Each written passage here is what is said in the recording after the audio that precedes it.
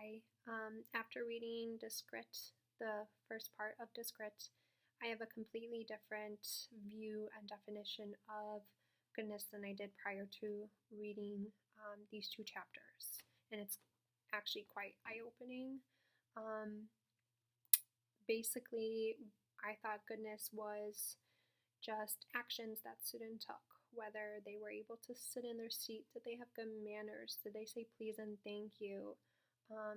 However, it's seen in a whole new light in these chapters. This chapter actually defines goodness as more of a verb rather than a noun.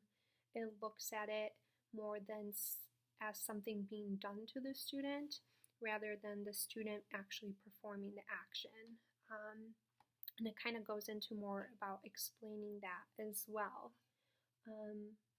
For example, on page 57, it talks about how the student begins to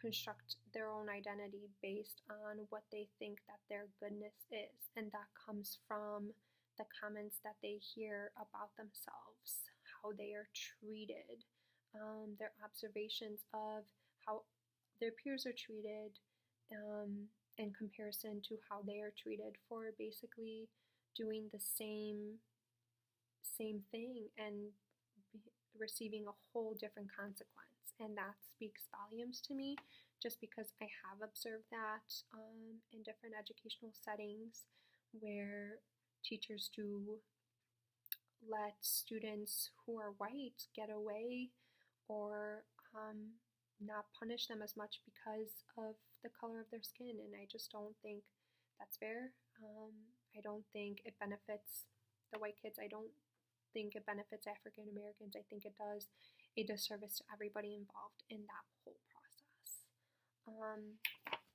Another statement that spoke volumes to me and actually kind of stood out a lot is on page 63, and it says, through subjectivation, students are recruited into particular self-understandings that structure their educational experience.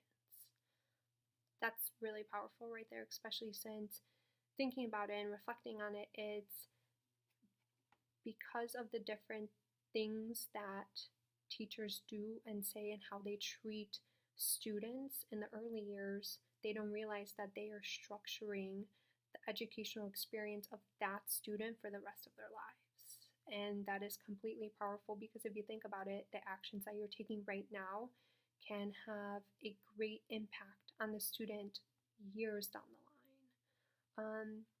And that just makes me want to look at myself. What am I doing? Am I doing the right thing? Am I treating all my students equally? And, are my assistants treating my students equally? And, us as a whole school, especially since I work at a school that has a high Hispanic population, how are we treating all of our students as students and not as, I'm going to treat you this way because you have this skin color, and I'm going to treat you this way because you have this skin color.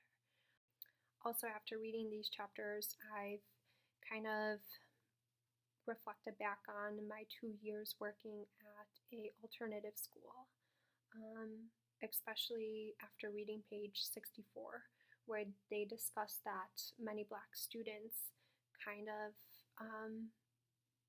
take on what they think other people think they should be.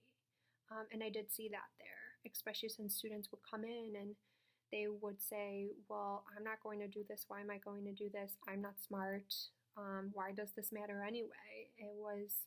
You could see that wall that was built around them, and they